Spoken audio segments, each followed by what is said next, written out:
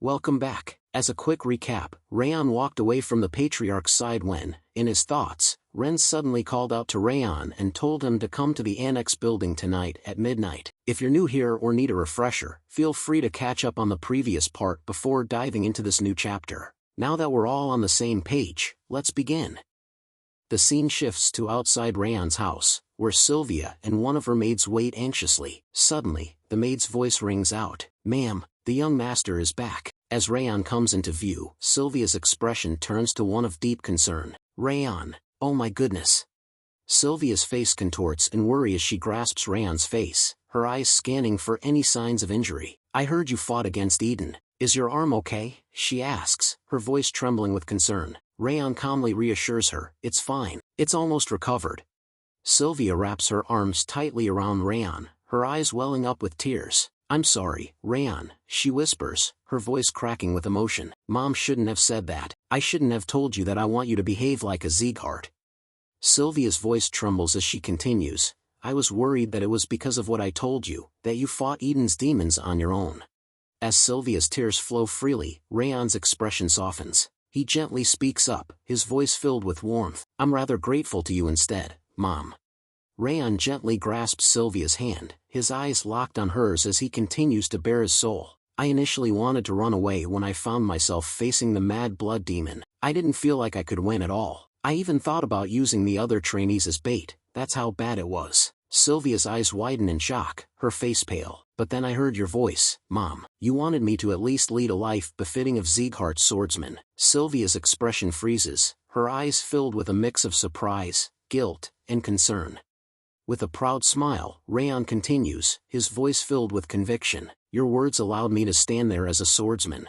The sole reason I can stand here as a proud swordsman is because you told me that back then, Mom." Raon's eyes shine with sincerity as he gazes at Sylvia. "That's why I'm really grateful to you." Sylvia's face contorts in a mix of shock, guilt, and self-anger. She grits her teeth in frustration. But her composure suddenly shatters. She collapses to the ground, overcome with emotion, and bursts into tears like a child. The maid, equally moved, covers her face with her hand and weeps beside Sylvia. "Why did you grow up so splendidly, young master?" the maid sobs, her voice trembling. Raon's eyes widen in shock as he stares at the two crying women. "Why are you crying, both of you?" he exclaims, confusion and concern etched on his face. In the quiet confines of Raon's room, he turns to maid Judiel with a curious expression. "Did anything special happen while I was away on a mission?" Raon asks. Judiel's eyes cloud over, her voice barely above a whisper. "The Central Martial Palace ordered me to return. It looks like they are planning to dispose of me." Raon's eyes narrow, his gaze intensifying as he processes Judiel's ominous words. Raon's eyes lock onto Judiel's, his mind racing with thoughts. Are they trying to punish her for being unable to inform them that I'd become a sword expert? And are they also venting their anger for what happened in the audience chamber? Raon's grip on his armrest tightens, his jaw clenched in determination. "I can't let Judiel die now. She's a double agent that I went out of my way to save." Raon's expression turns resolute as he speaks to Judiel. "Judiel, follow my orders from now on if you want to survive." Judiel's eyes widen in surprise, her voice trembling slightly. "What?"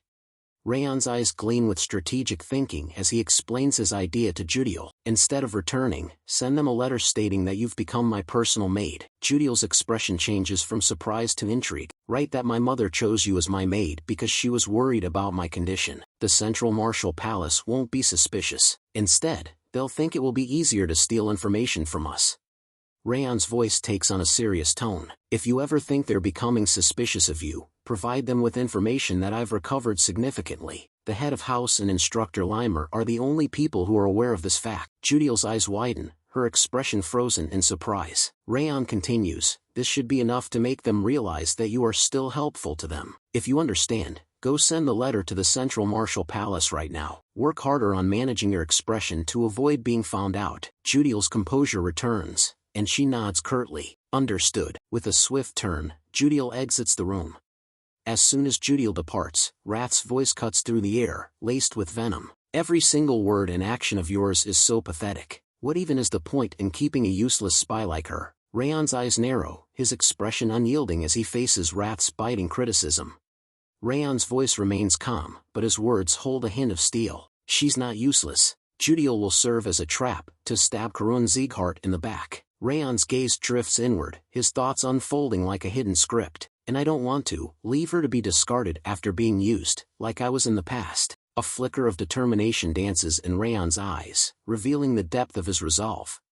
Gazing out the window, Raon's voice carries a sense of detachment. Well then, the last task for today. Raon's words trail off, leaving Wrath to wonder what the final instruction will be. The clock strikes midnight, casting a dark and foreboding shadow over the annex building. Raon kneels before the patriarch, his voice low and respectful. I have come at your summon, my lord. Patriarch Glenn's expression turns stern, his voice firm. That's enough for greetings, Raon Sieghart. I'll get straight to the point. Which footwork did you use most during this mission? Raon's eyes narrow slightly, his mind racing with curiosity. Why is he suddenly asking about footwork? With a composed expression, Raon responds, I believe that the proficiency of a warrior's footwork decides their life and death. That's why I use the river footwork, the basic footwork learned by all trainees.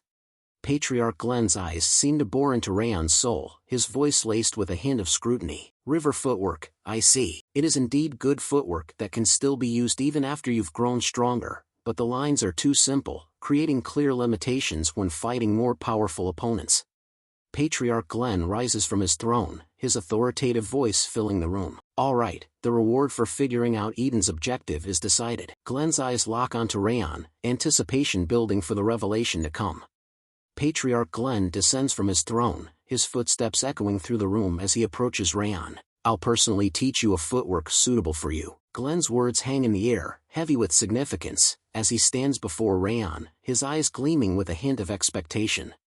Raon's eyes lock onto Glenn, his mind racing with incredulity. Impossible. Is Glenn really going to teach me himself? A mix of emotions swirls within Raon, shock, skepticism, and a hint of curiosity, as he struggles to comprehend the unexpected offer. Glenn's voice takes on a serious tone. Focus and watch. You shall only get a single chance. Glenn's leg begins to glow with aura, and Raon's eyes widen in awe. The footsteps of the strongest warrior on the continent. This is a huge opportunity. Glenn's footwork defies understanding, a paradox of contradictions. It's slow yet fast, hard yet soft, and it was vast and free, giving the impression that it could take him anywhere on the continent. Even though it lasted for an extremely short time, the footwork was so perfect that it was mesmerizing. Display leaves Raon breathless. Even with the enhanced perception granted by the Ring of Fire, the footwork's intricacies remain elusive. Glenn's voice breaks the spell, his words dripping with an air of reverence. Glenn said that this footwork was called the Supreme Harmony Steps. A holographic display flickers to life before Raon's eyes. Ring of Fire has observed the Supreme Harmony Steps in their perfect state. Learning the first of the Supreme Harmony Steps, Heavenly Advance, will be accelerated. The notification hangs in the air, its words glowing with an otherworldly light, as Raon's heart races with anticipation.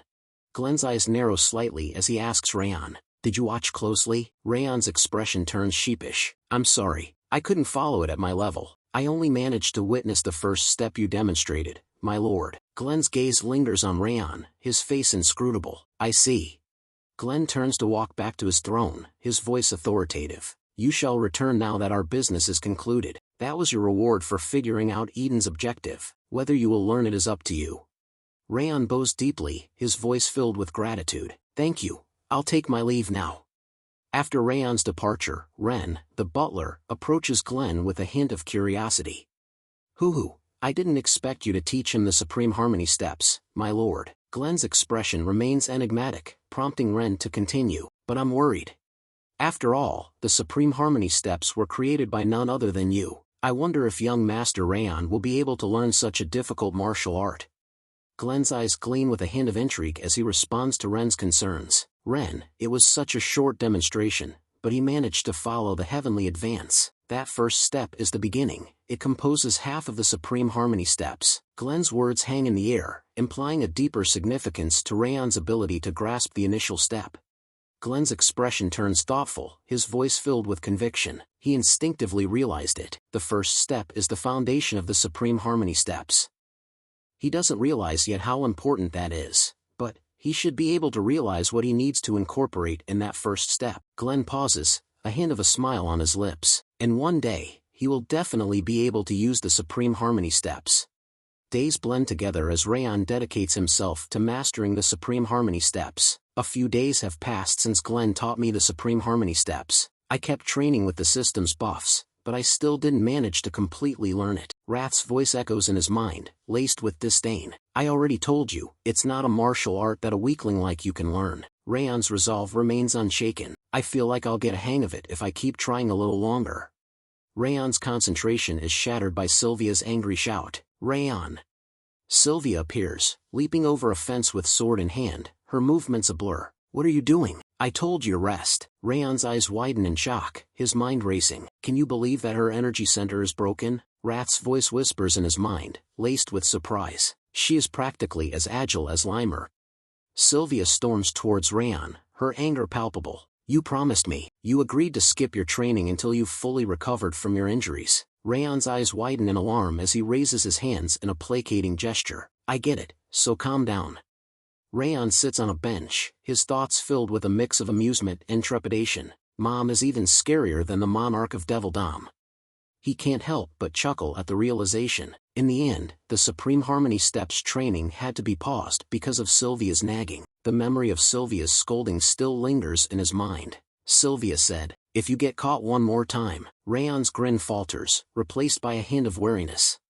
Raon recalls his failed attempts to train in secret. After that, I kept trying to train in secret from Sylvia, but, a memory flashes before his eyes. Helen and the maids approaching him with knowing gazes. Young master, don't tell me you're going to train. Raon's face contorts in exasperation. Helen and the maids started to watch me as well, and in the end, I was unable to train. Raon observes the amused expressions of Helen and the maids. They looked like they were having fun for some reason. He shrugs, a hint of a smile on his face. But, well, it's nice to rest like this once in a while, I guess. One of the maids rushes in, her voice laced with urgency. Young master, there's a huge problem. Raon's eyes snap towards the maid, his expression alert. The maid's words send a jolt through him. Raon Sieghart is visiting us. Raon's eyes narrow, his mind racing. That's the son of Baldur Sieghart, Glenn's fourth son? He turns to the maid, his voice firm. He should have no reason to visit the annex building. Why? The maid's expression turns worried, her voice trembling. We don't know the reason, but... He became violent toward my lady and the maids as soon as he arrived. Raon's face darkens, his eyes flashing with anger.